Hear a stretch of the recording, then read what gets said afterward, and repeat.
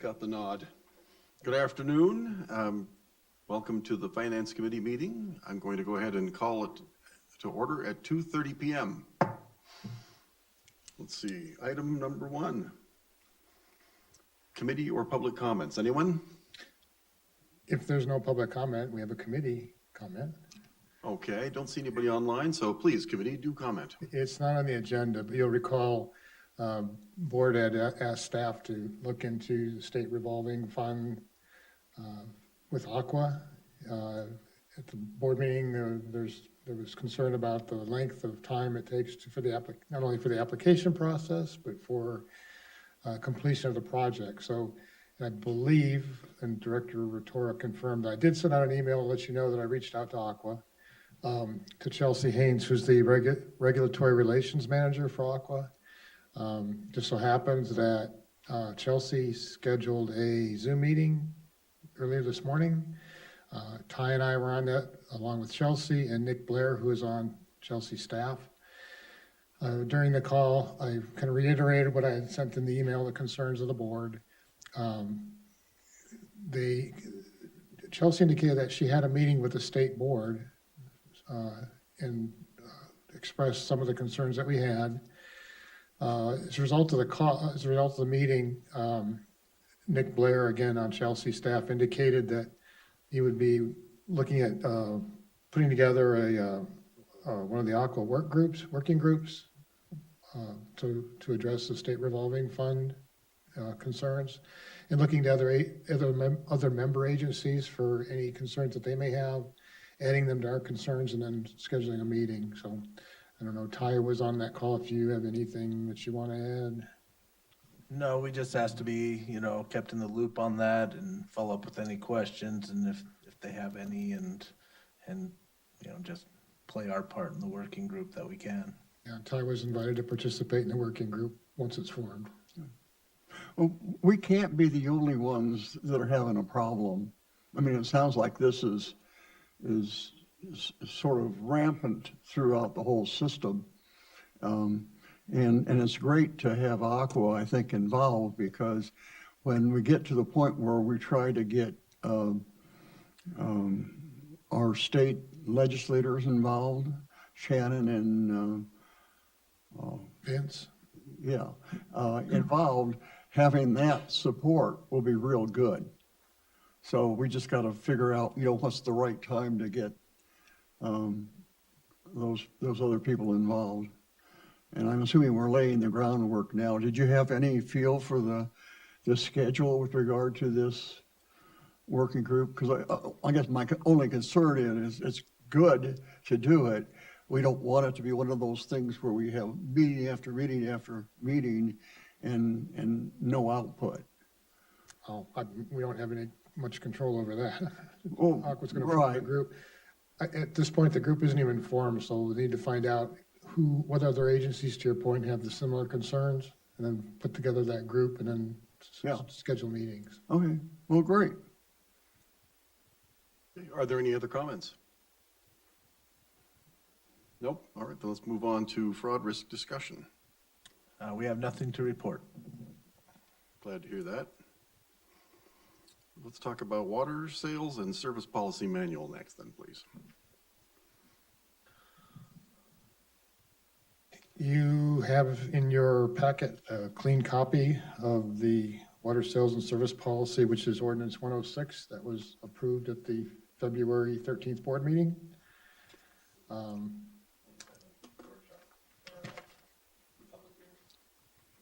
Public hearing, okay. On the 27th, yeah, I'm sorry. Okay, on February 27th at the public hearing. So, as you know, this version of the ordinance did not include the fees, such as the bulk water fees and the construction meter fees. Okay. That will be a second public hearing that will take place on Monday at a regular board meeting. So ordinance 106, this water sales and service policy, will be revised to include those changes to the fees, and that will be ordinance 107 that will be brought to the board for consideration and approval. Okay. And those fees are included in your packet as well. The changes. Yeah, the two sheets here. Two, Yep, that's and they're them. just replacing, Just replacing the fee schedule within the ordinance. yeah. And it's basically what we had discussed at our meeting, yeah. Correct. Okay. Well, I have no problem with these. I have multiple questions remaining about some of the rest of the elements of the report, but I think for now, we go ahead and just go along and recommend that we approve this. Okay. For So I'll resolution move Appeal it. 106 and then vote for 107. Right, Okay. right, and then 107, and we still need to hit up half a dozen of my comments that I've previously put in, but we can put that on our future agenda. Okay, so did you have any other comments you'd like to make at this time? No, this is what we agreed to, I think. Okay, very good. And how will you get your comments to the staff? You're going to email them to them, the comments that you want to have for future agenda items? Sure, I can respond. I've already given them to them. Oh, okay, all right. And I got a kind of response, which was not all that rewarding in many cases. So I will go ahead and maybe clarify what my intention was. Okay, very good. All right. Could I clarify, you're wanting to put it on the agenda for a future finance committee meeting? Finance, I mean, this is the committee. What would be that- the point if it's already going to be approved Monday night? Oh, Nothing will change. that's for this version. Although what our discussion previously is, except for the rates, everything else can be modified whenever we want to, as long as we're not changing the rates. I don't know that that's the case, Jim. I thought that was what Jim had indicated. Why couldn't we? And we can't change the rates without a rate study. But the rest of the document, we can change, it seems to me, at whenever we want to. I don't see why we can't. Let me confirm that, because, knowing that we were going to be producing a new ordinance, we have been collecting changes to do all at once. So I think, I don't think the intent is to just make a change this is exaggerating, but every month, make a change, make another change, Oh, make another yeah, change. no, I couldn't agree more with you, actually. It's the problem is, we should have actually started collecting changes 3-4 months ago. We did. And we didn't, not as part of the finance committee, and the finance committee is responsible for the document. So I'm going to make a proposal that Dawn look into what the rules are regarding changes to the policy manual. In the meantime, pursue your questions with staff. And even if we do not put it on as a future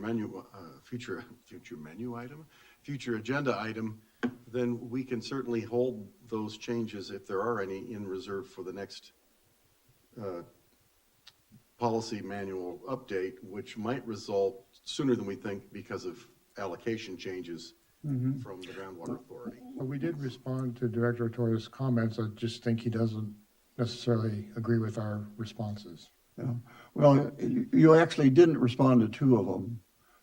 And I'm following up with Jim on one of them, and the other one has to do with the will serve policy, which my evaluation is we don't have one, basically. And I mean, you read it, and there is one there. And I actually think back in 2016 or 2017, when the GA was formed, we probably should have started working on something that would cover us a little bit better than what we have. We're putting all of our ratepayers at risk. I think at one point in time, there was some discussion about a moratorium, but that's not what I'm actually thinking of. I'm thinking about a real will-serve policy that we work with the city to verify, to make sure we all get our needs served.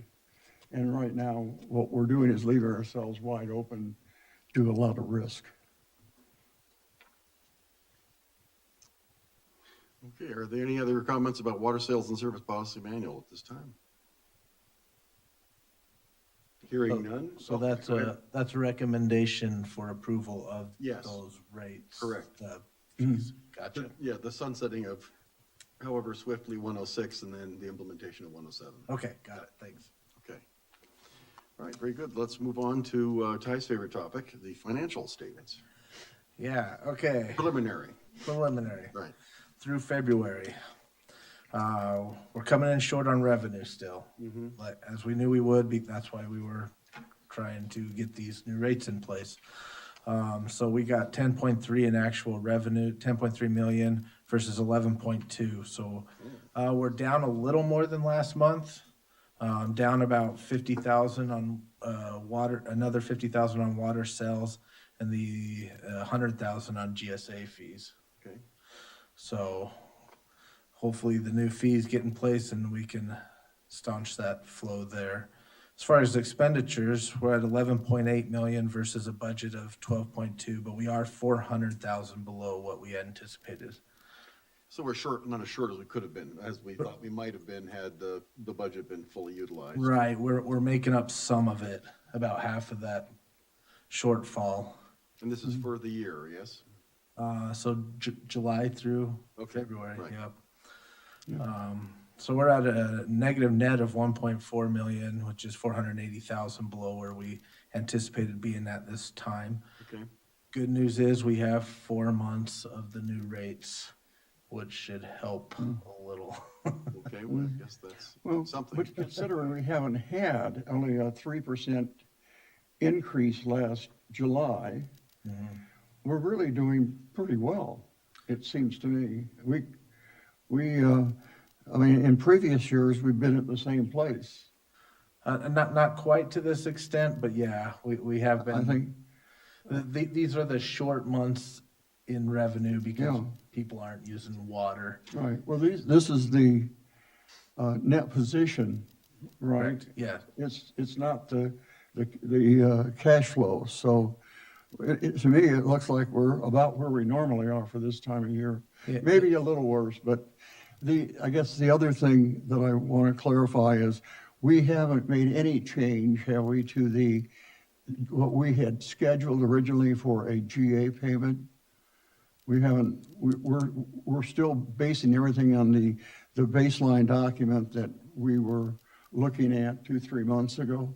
No, and we've discussed this, that it's based on the new allocation from Federal Reserve right of 4,010 acre feet, not 4,390. So there is a new schedule, and the credit, and I'm sure I've mentioned this in my updates, the credit that we thought we had is no longer there. So our payment for January, I believe it's $277,000. For February, it's around $210,000. Okay. So that's a new schedule with no credit. I apologize, and didn't get a chance to read your Monday update. My plan was to, however, I think that's something that we need to discuss thoroughly on Monday, because I'm not convinced that we should be paid any change. So, okay, yeah, all right. Very good. Anything else? Comments, questions? Accounts payable. this one actually looks a bit shorter than our usual. We've only got 2 pages per accounts payable run. Starting with page 1, you will see the groundwater authority payment of 149,000. That check was voided, so we have it listed here because it was printed, but it was voided as we had to change that payment due to the change in allocation. Okay, So that's the big ticket item on the first page. The second page, you have the Aqua JPIA insurance payment for 64,000. You got a 41,000 payment to Eagle Aerial Solutions. 61,000 to McMurtry, Hartsockworth, and St. Lawrence. And about 27,000 to Murphy and Everett. Those are the big ones. okay. Third page, Nothing out of the ordinary. Fourth page. We've got $262,000 payment to the groundwater authority. So that's where we reissued with the corrected amount. 27,000 to Corey Lara Construction for that reason. Yeah, valve lowerings for the paving projects the city does. 21,000 to OnStock Construction. That's for our patch repair in the roads and sidewalks. 304,000 to RSH Construction Services. That's for the tanks and booster station projects. And that's it. Okay, any questions? Comments? Yeah, we'll need a recommendation for this. Yeah, I recommend we recommend passage to the full board. Okay, I'll go along with that. Okay. All right, so future agenda items, anybody?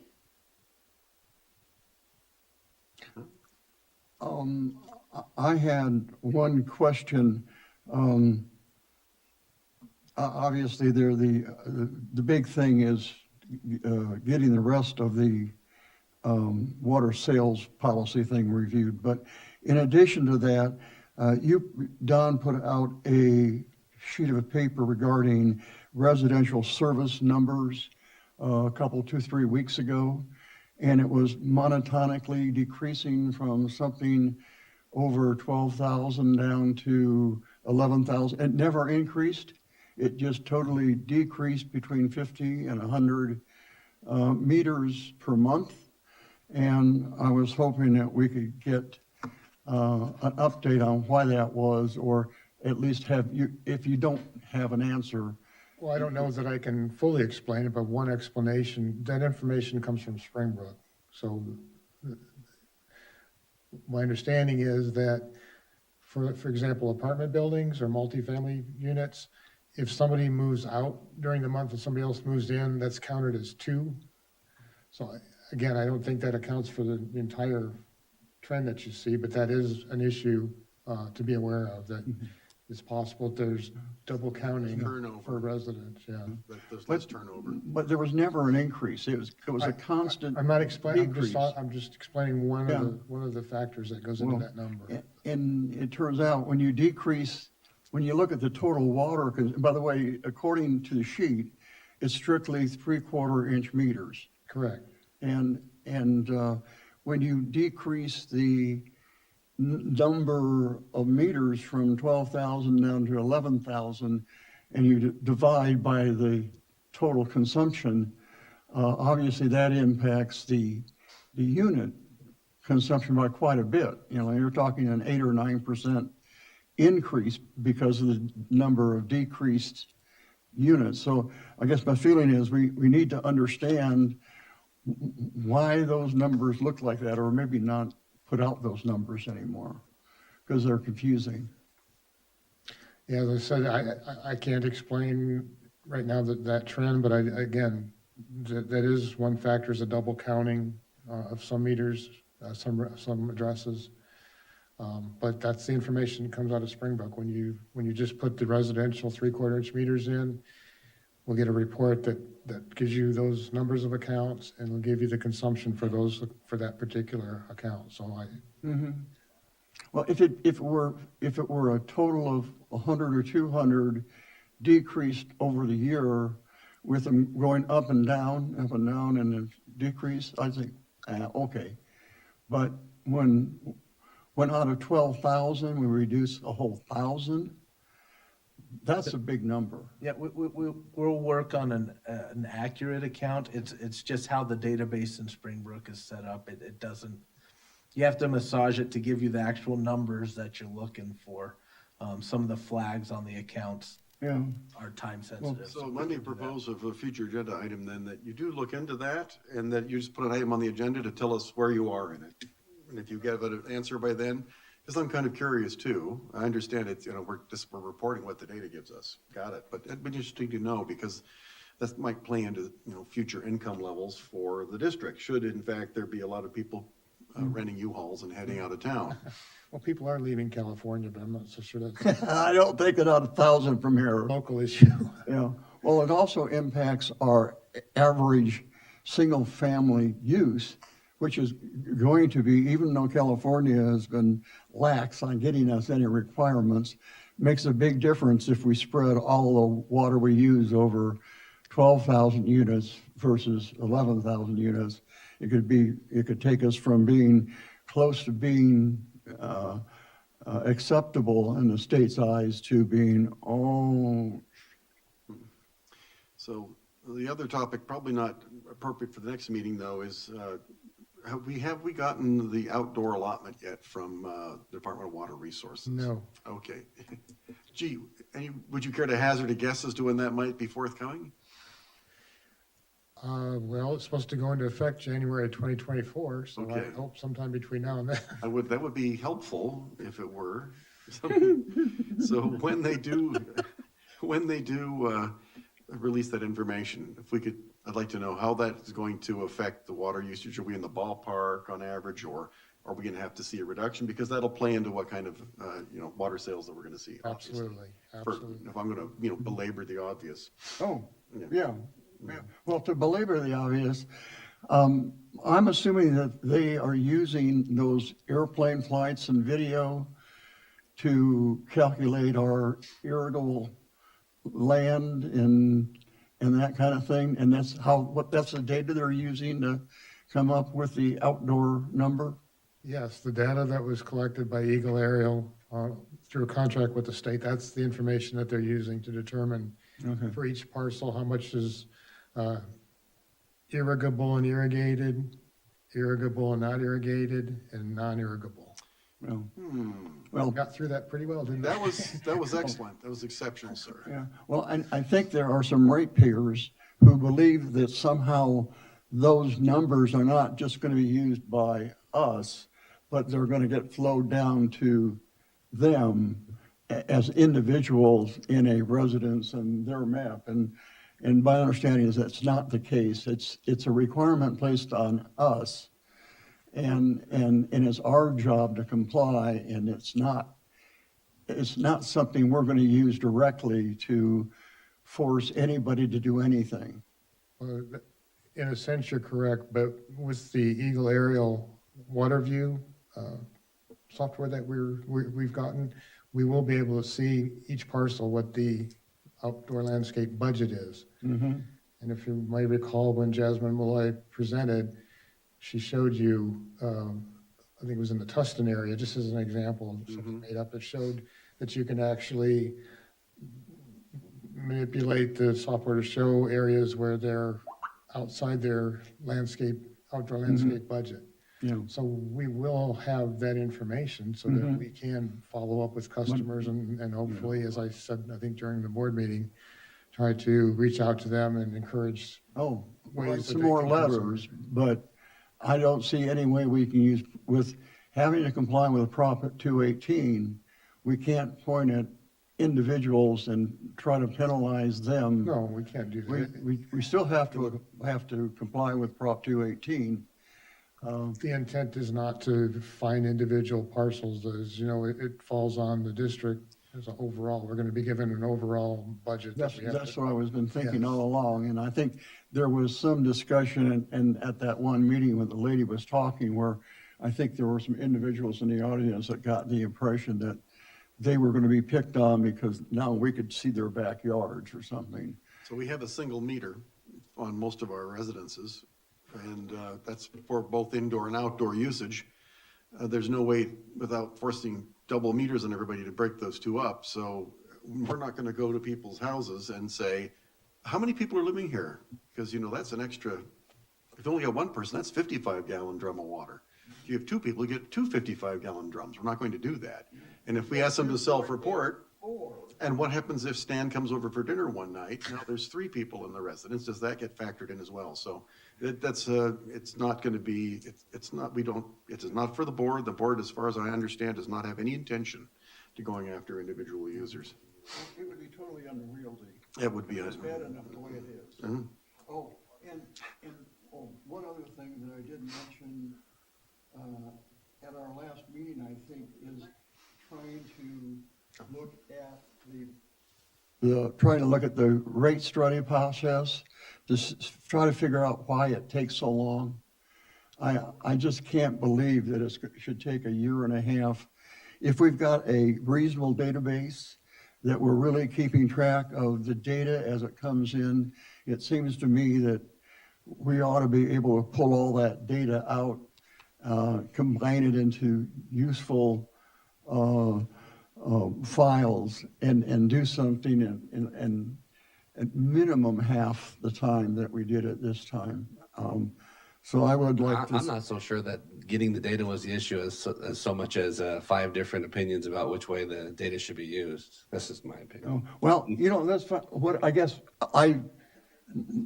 the feedback that I was getting during the time frame is when I asked what's the status, it was always we're collecting data. Now, if that's not the case, then what we need to do is to figure out what we were doing during a year and a half and see if we can't. Because God forbid, if we really do have to do another rate study in the next 6 months or a year, we need to figure that out and be ready for it. Well, being honest, I would agree with Jason. I don't think it was an issue of collecting data. I think it was just people going in different directions and not being able to coalesce on one direction. So I'll second that opinion. You may disagree. Okay. Oh, I don't have an opinion. I just want to be able to shorten it. That's my opinion, is we need to be short. We need to be quicker. I don't think you'll find disagreement among staff. Okay, and But Add I actually have no more comments now. Okay, all right. I would just add one comment. If you're considering having Stan come over for dinner, maybe you should go out to dinner. I can up my water allocation if Stan comes over to dinner. Heck no. What is that, 55 divided by 30? It's an extra gallon. That's an extra gallon. All right, very good. If there aren't any other comments for future agenda items, then I'm going to go ahead and declare the meeting adjourned at 2:57 p.m. Thank you for joining us. Thank you.